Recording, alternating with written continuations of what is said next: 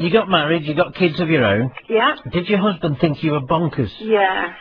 Do you know what? And I used to say to him, you know, what do you think about all of this? And he'd say, well, I believe in you, which I thought was a really great answer at the time. But I mean, he also, he's seen the things that have happened to me. He's seen the way things have affected me over the years. And I think, yes, I mean, he does believe now, but and he's very down to earth and very grounded about it all. And he'll say, well, you know, it doesn't really affect my day-to-day life. So it's not, you know, he doesn't feel it's very relevant necessarily for what he's doing. But I mean, he's very tolerant of what I do, let's put it that way. He needs to be, probably. Richard and Judy. Yeah, the programme that I've seen that brought back the memory of the childhood experience was somebody who was actually on this morning, and that was at the time I first seen it. And I remember thinking at the time that the lady was talking about angels and thinking, what a great job, I'd love to do something like that, and wouldn't it be cool to appear on This Morning? And in fact, ironically, that was something that I did several years later. But of course, by then, Richard and Judy had moved on. Yes. And it was Fern and Philip. So I've actually been on the show a couple of times now. But then I had another experience following watching this programme. About a week later, I got my little girl at home. She was sick, had been poorly for hours and hours and hours. And, you know, I kept running out of sheets and bedding, as you do. And anybody that looks after a sick child knows how exhausting that can be. Yeah. And I remember sort of every time she'd, you know, Mummy, and I'd run upstairs and I'd go, oh dear darling, never mind, you've missed the bucket again. Right. You know, strip the sheets off and change the bed. And, oh, you know, it just went on for hours. And, I mean, it was sort of getting quite late at night, and I remember feeling exhausted and thinking, I've run out of sheets, what am I going to do? And making my daughter up a little bed on the bathroom floor with a pile of towels, and thinking, you know, that's it, she'll have to manage lying next to the toilet. Poor mother I was. You know, this is the easy option for her. She, you know, it'll be much better for everybody concerned. And going to bed, and then her waking me up again, I mean, getting out of bed and thinking, I cannot do this anymore, I'm so exhausted. And thinking about sort of the angels, the programmes and everything I'd seen earlier in the week, and sort of shouting up into the air very rudely, you know, I cannot do this anymore. If there is such a thing as angels, you come and look after her. And I think I even swore at that point, you do it, because I can't do it anymore. Yeah. And opening the bathroom door, and I can hear music playing in the bathroom. Now, this is bizarre, it sounds, you know, unbelievable. It sounds like I was sleepwalking or something stupid. Even to me now, it still sounds ridiculous.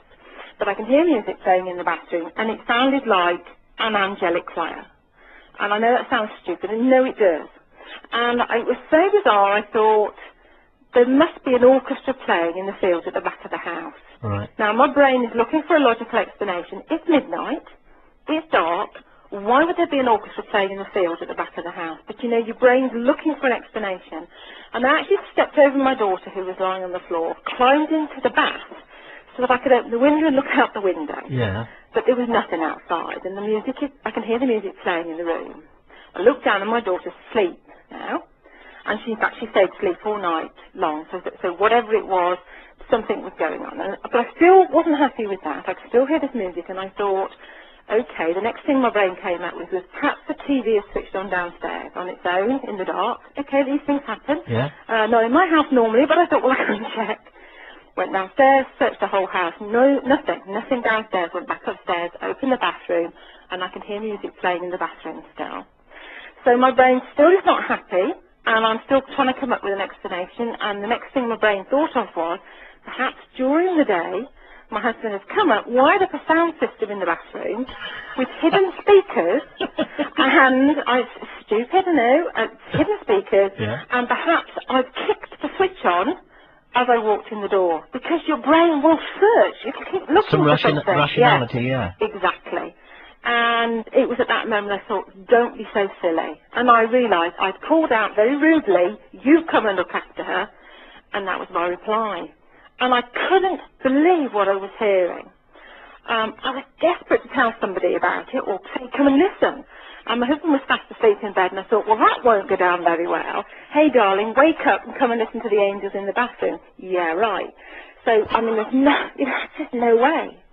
So I thought, perhaps I can ring somebody. And I thought, no, nobody's going to appreciate being called in the middle of the night. So I wrote down what had happened on a piece of paper, which I keep a notepad by the bed. Because I thought, in the morning I'm going to go, no, this didn't happen. And I went straight to sleep. My daughter slept through, as I said. She was fine the next morning, perfectly okay. I picked up the notepad in the morning, and it's the first thing I thought of. I read this through, the explanation of what happened the night before. Do you know what? And I still went, no way. No way. Because it just seemed too bizarre for words. Yes. And this had happened just a week after I'd seen the programme on the television. And I think really it just prompted me into doing this sort of search, really. I started reading books and just going crazy, really, asking everybody about experiences. And I think for quite a while locally I'd become the mad woman, the woman who's interested in angels.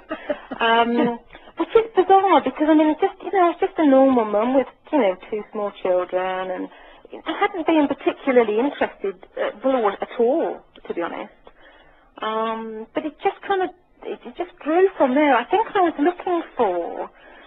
to find a book where there was a normal mum, just normal housewife who'd had an experience. Yeah. I wasn't interested particularly in reading about, people who wore crystals, who were gurus. I just wanted to read about normal people, and really struggled to find anything out there.